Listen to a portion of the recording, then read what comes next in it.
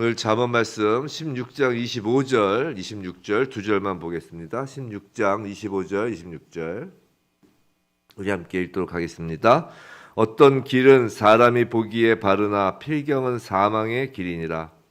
고되게 일하는 자는 식욕으로 말미암아 애쓰나니 이는 그의 입이 자기를 독촉함이니라. 한번 더 읽을까요? 어떤 길은 사람이 보기에 바르나 필경은 사망의 길이니라. 고되게 일하는 자는 식욕으로 말미암아 애쓰나니 이는 그의 입이 자기를 독촉함이니라. 아멘. 오늘 인간의 한계를 늘 기억하라. 인간의 한계를 늘 기억하라 라는 제목으로 말씀이 선포될 때 정말 우리가 하나님께서 그어놓으신 인간의 한계를 기억하고 또 하나님께서 우리에게 바로 그 신적 능력과 신적 성품을 주시기 위하여 우리에게 한계 지었던 그것을 우리가 지켜가며 우리가 정말 하나님 앞에 온전히 나아가는 우리의 삶, 우리의 모습 되기를 주님의 이름으로 축원합니다. 오늘 잠언 말씀은 25절, 26절 두 절만 보겠습니다. 자, 인간의 한계에 대하여 생각해 보는 시간을 갖도록 하겠습니다. 25절 먼저 볼까요? 어떤 길은 사람이 보기에 바르나 필경은 사망의 길이니라. 25절은 인간의 판단력의 한계를 말씀하고 있습니다. 자, 원어에 의하면 상반절에 잘 보세요. 상반절에 사람이 보기에 바른 길이라고 되어 있죠. 여기서 말하는 길, 어떤 길 할 때 그 길, 어떤 길은 사람이 보기에 바르나 할 때 그 길, 앞에 나오는 길. 지금 길이 두 번 나와요. 앞에 한 번 나오고 사망의 길이라고 할 때 한 번 나오고. 근데 앞에 나오는 그 어떤 길, 즉 사람이 보기에 바르게 보이는 그 길은 단수형을 써요. 원어를 보면.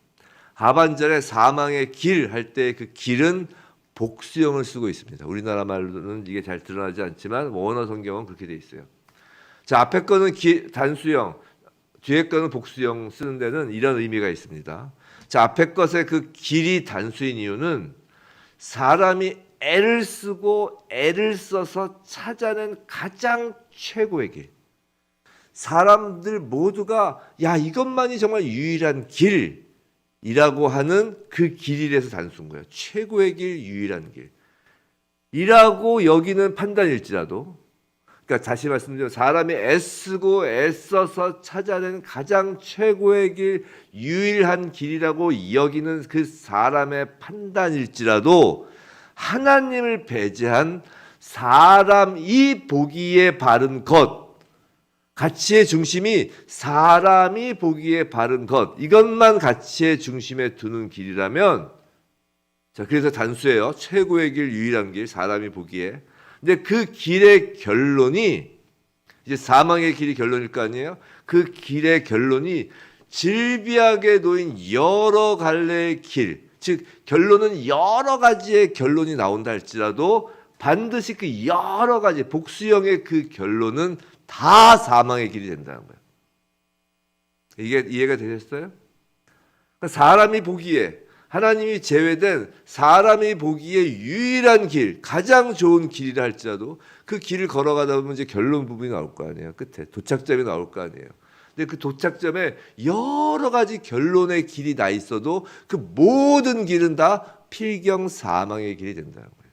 하나님이 배제된 가장 좋은 길이라 할지라 말이죠. 말이라 할지라도 말이죠. 이것이 인간의 한계 중에 아주 핵심되는 한계예요. 인간이 하나님을 배제한 생각, 인간이 하나님을 배제한 계획, 인간이 하나님을 배제한 이데올로기, 인간이 하나님을 배제한 정의론, 도덕관, 윤리 등 아무리 좋은 이름을, 최고의 이름을 거기다 갖다 붙여도 그것이 인간이 보기에 옳다고 여겨도 그건 모두 사망으로 가는 길 중 하나일 뿐이라는 것입니다. 어렵지 않죠? 왜 어렵지 않느냐면 우리는 이것을 봐서 알기 때문이에요. 이게 우리의 죄의 근본인 걸 알기 때문이에요. 이것이 선악을 알게 하는 나무의 열매를 먹은 사람의 결론이라는 거예요. 선악을 알게 하는 나무의 열매.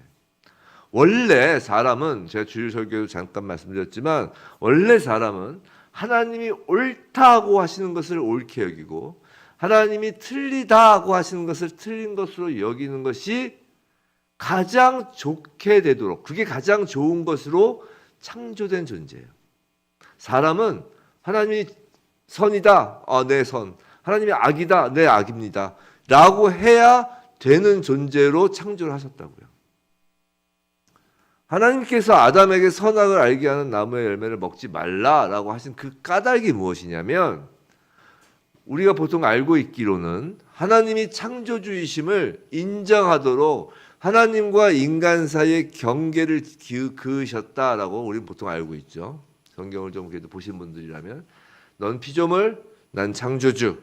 그러니까 너 이 선을 넘어오지 마라고 하나님과 인간 사이의 경계를 지으신 것으로 알고 있어요. 맞아요.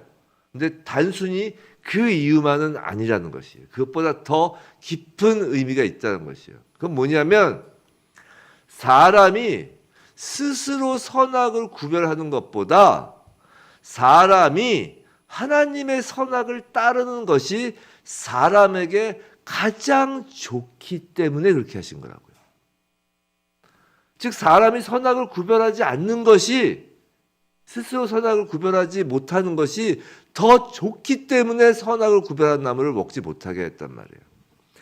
하나님은 사람을 힘들게 하려고 선악을 알게 하는 나무의 열매를 금지하신 것이 아니라고요. 하나님이 선악이 알게 하는 나무의 열매를 먹지 못하게 그걸 유혹하려고, 아니면 그걸 참으려고, 억지로 참아서 힘들게 하려고 그 나무의 열매를 시킨 것이 아니라고요. 사람에게 힘들게 하시려고 선악과를 금지하신 것이 아니라 사람에게 가장 좋은 길을 주시기 위해서 그러신 거라고요. 하나님은 사람이 하나님처럼 지혜로워질 것을 염려하신 것이 아니라고요. 오히려 사람이 하나님처럼 지혜롭게 살기를 원하셔서 그런 거라고요. 생각해 보세요. 하나님이 선하다고 하는 것을 사람이 선하다고 인식하고, 하나님이 악하다고 생각하는 것을 사람이 악하다고 인식한다는 것은 사람이 하나님처럼 지혜로워지는 거잖아요. 그렇잖아요. 사람이 스스로 선과 악을 분별한다고 하면 절대 하나님처럼 지혜로워질 수 없단 말이에요. 오히려 하나님은 하나님처럼 지혜로워지라고 선악을 알게 하는 그 선악과를 먹지 말라라고 한 거라고요. 생각해 보세요. 하나님은 생명 그 자체이십니다. 하나님으로부터 조금이라도 벗어나면 그건 사망이에요. 하나님은 사람에게 생명을 주시기 위하여, 그 하나님의 생명을 주시기 위하여 당신의 숨을 사람의 코에 불어 넣으신 거라고요. 다른 피조물, 다른 동물과는 좀 달라요. 하나님이 당신의 숨을 직접 불어 넣으셨다고 표현한 것은 하나님의 생명을 불어 넣으신 거예요. 하나님의 생명 그 자체가 영생이라고요. 하나님의 신적 성품과 신적 능력의 그 질적인 삶을 누리는 영생을 불어 넣으신 거예요. 근데 그 숨, 그 영생을 계속 보존하는 방법도 역시 오직 하나님을 벗어나지 않고 하나님이 정하신 길, 하나님으로부터 내려온 길을 걷는 것뿐이라고요. 다른 방법이 없다고요. 왜냐하면 그 생명 자체는 하나님의 생명이기 때문에. 그래서 예수가 난 길이요 진리요 생명이라고 하신 거라고요. 그 길, 하나님이 정하신 길을 걷는 것 이외에는 영생을 보존하는 방법이 없어요. 하나님의 생명을 갖는 것 이외에는 영생이라는 게 있을 수가 없다고요. 그 생명 자체이시기 때문에. 하나님에서 조금이라도 벗어나면 다 사망인 거예요. 자, 생각해 보세요. 하나님은 사람을 너무나 사랑하셔서 생명을 주셨어요. 생명을 주셨는데 이 생명을 가진 사람이 마치 전기 코드에 전기 꼽으면 움직이는 로봇이라면 이건 정말 살아있는 생명이 아니죠. 그냥 기계에 불과한 거잖아요. 무생물이죠, 그거는. 그래서 사람을 창조하시고도 사람을 사랑하셔서 그 생명을 주셔야 되기 때문에, 하나님이 갖고 계신 생명을 주셔야 되기 때문에 사람에게 자유의지를 부여하신 거라고요. 자, 하나님의 신적 성품과 신적 능력은 가졌지만 하나님의 지혜를 알 수 없잖아요. 선과 악을 구별한 지혜를 알 수가 없다고요. 길이신 예수 그리스도가 오지 않고는 지혜를 알 수가 없잖아요. 그 생명나무를 먹어야 그 지혜가 계속 생기는 거잖아요. 그런데 사람에게 그 지혜를 주시기 위하여 사람을 사랑하셔서 선악을 알게 하는 나무의 열매는 금지하신 거예요. 그게 금지가 있기 때문에 자유의지가 의미 있는 거예요. 자유의지라는 게 뭐예요? 무엇은 하여도 되고 무엇은 하지 말아야 되는 것을 구별할 줄 아는 능력이잖아요. 그게 자유의지잖아요. 다 할 수만 있으면 그건 자유의지가 아니죠. 로봇이죠. 다 금지되면 그것도 로봇이죠. 사람을 사랑하셔서 선악을 알게 하는 나무의 열매를 금지함으로 하나님의 기준으로 살 수 있도록 하신 거라고요. 하나님의 기준으로 살 수 있도록.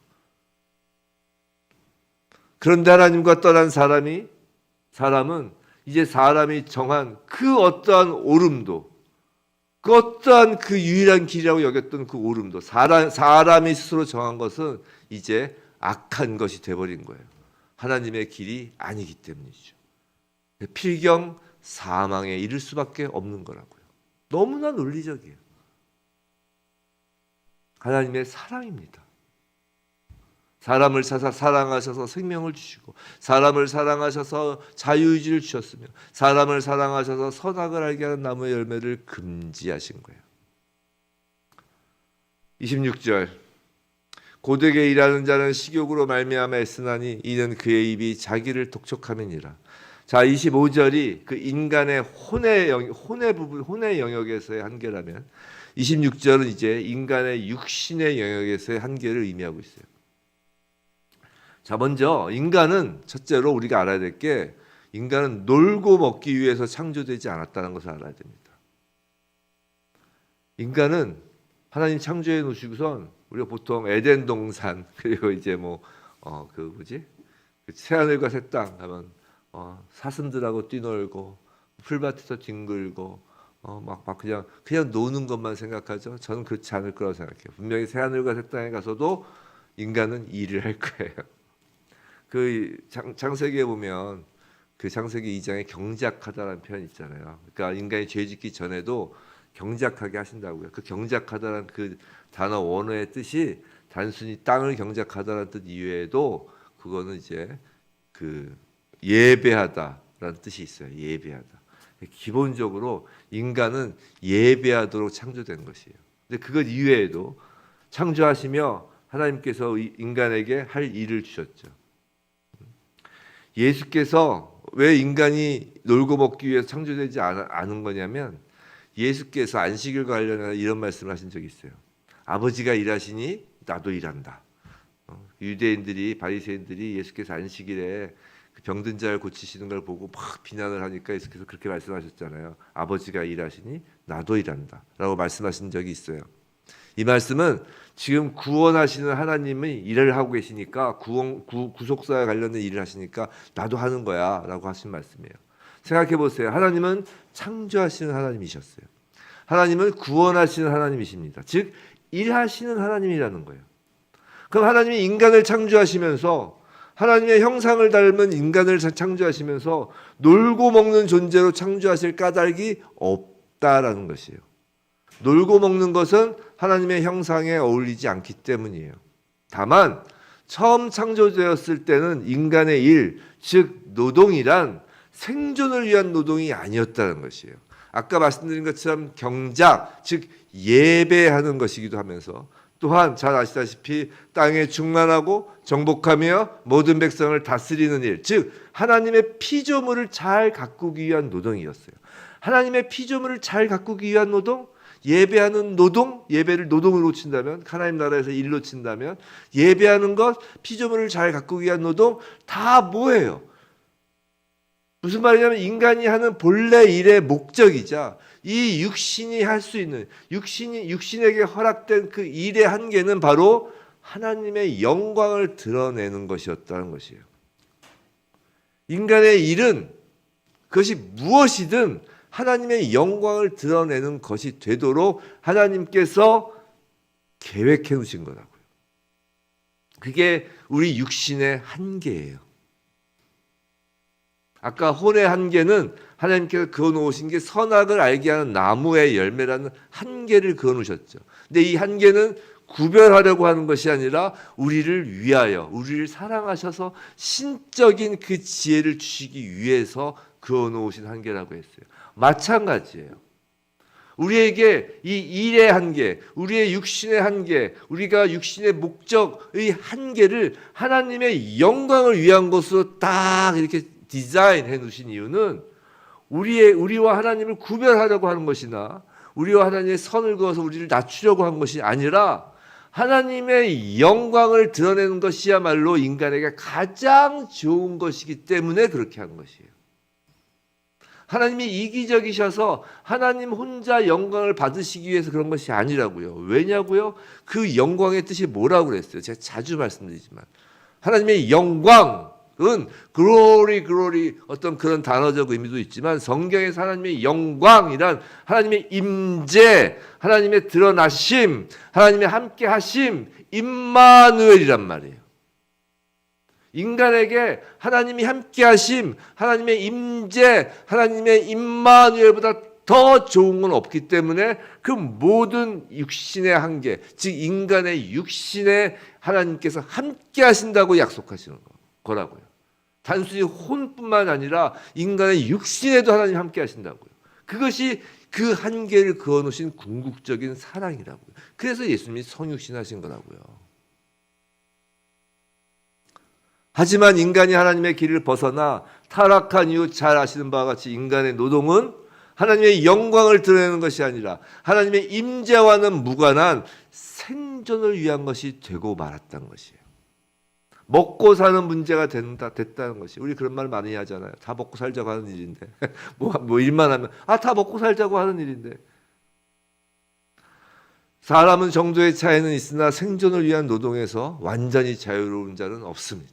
기본적으로 사람이 하나님의 형상을 띠고 있기 때문에 일단 일해야 돼요. 놀고 먹는 건 하나님의 형상을 닮은 인간이 아니라고요. 근데 그것이 이제 생존을 위한 노동이 돼버린 거예요. 거기서 자유로운 자가 없는 것이에요. 그래서 그것이 노예가 됐다는 것이에요. 생존을 위한 노동에서 자유롭지 못하기 때문에. 자, 생존을 다른 말로 하면 뭐예요? 생존이란 단어. 다른 말로 하면 본능이에요. 본능. 동물도 생존을 위하여 먹잇감을 쫓아다니죠. 그것을 본능이라고 하잖아요.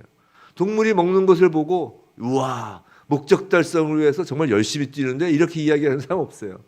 동물들이 토끼를 잡으러 사자가 토끼 잡고 막 그렇게 뛰어다니는 거 보면 동물의 본능을 보는 거잖아요. 똑같아요. 하나님을 벗어난 인간은 생존을 위하여 살고 본능의 지배를 받을 수밖에 없는 지경에 이르게 된 것이에요. 혼의 영역에서 하나님의 그어놓으신 한계를 어겼을 때 인간이 하나님의 지혜에 이르지 못하는 것처럼 육신의 영역에서 하나님이 그어놓으신 그 디자인해놓은 그 계획에서 벗어나게 됐을 때 인간은 그 동물의 지경까지 이르는 거라고요. 근데 제가 예전에 어떤 목사님이 이런 말씀하신 걸 들은 적이 있어요. 사람이 타락하여 동물 수준으로 떨어졌다고 이야기하면 동물들이 싫어한다는 것이에요. 동물들을 모욕하는 거라는 거예요. 오히려 동물보다 못한 존재가 되었다라고 하시더라고요. 맞는 말씀인 것 같아요. 동물은 그나마 배가 고프면 먹을 것을 찾는 본능에만 충실하지만 사람은 배가 고프지 않아도 먹을 것을 찾는단 말이에요. 동물은 본능에 머무르지만 사람은 본능에 이제 탐욕을 추구하는 존재가 되어버린 거예요. 그러니까 사람이라는 존재는 극과 극이에요. 신적인 형상을 갖거나 완전히 동물보다도 못한 짐승보다 못한 사탄의 영역으로 들어가거든요. 그래서 짐승의 수 그러는 거예요. 적그리스도를. 적그리스도가 겉으로는 화려해 보이지만 짐승보다 못한 자가 된다는 거예요. 적그리스도. 짐승이 억울해한다니까요. 사랑하는 성도 여러분, 이 시간 여러분의 삶을 되짚어 보시기 바랍니다. 여러분은 무엇을 위해 살고 있으며 어떤 목적을 가지고 살고 있나요? 혹시 먹고 마시는 문제, 탐욕과 정욕을 채우는 것에만 마음을 두고 살지는 않느냐 말이에요. 만약 거기에 인생의 가치를 두고 살아왔다면 아무리 좋은 것을 먹고 마신다 해도 그것은 여러분 자신의 삶을 스스로 비참하게 하는 것이에요. 동물만도 못한 존재로 스스로를 만드는 꼴이기 때문이라는 것이에요.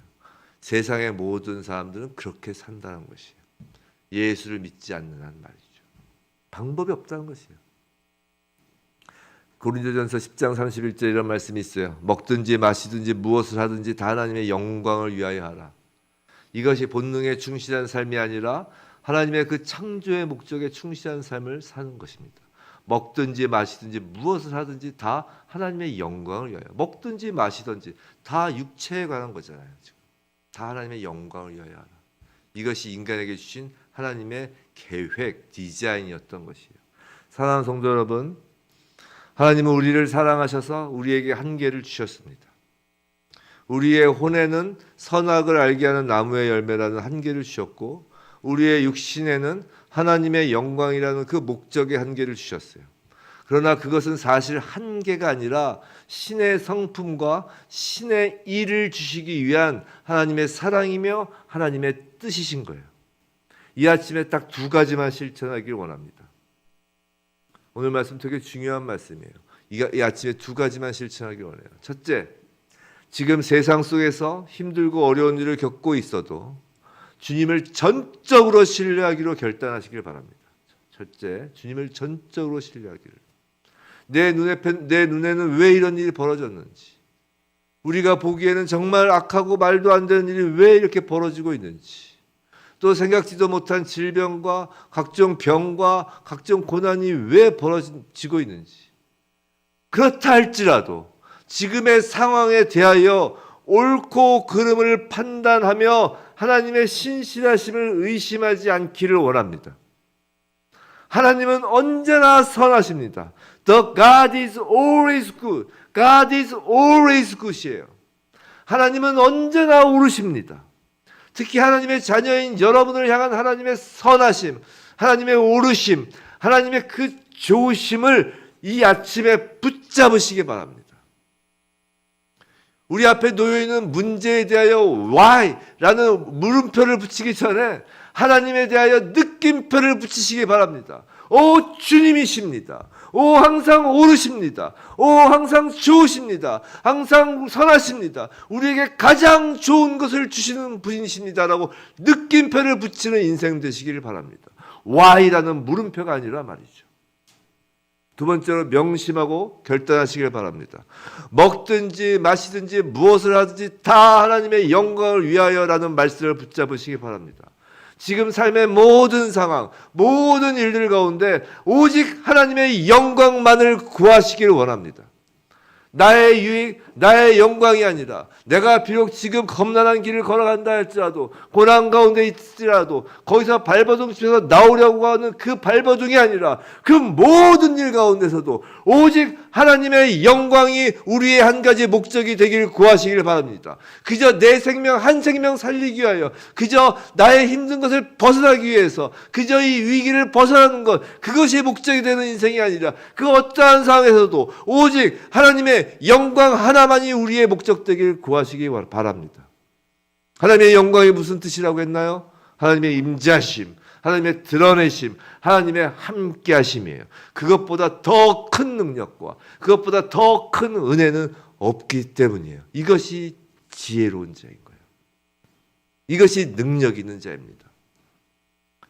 부디 신실하신 하나님을 전적으로 신뢰하고 오직 하나님의 영광만을 구하는 그 삶으로 이 땅에서 영원까지 하나님의 사랑과 은혜를 누리는 모두이길 주님의 이름으로 축원합니다.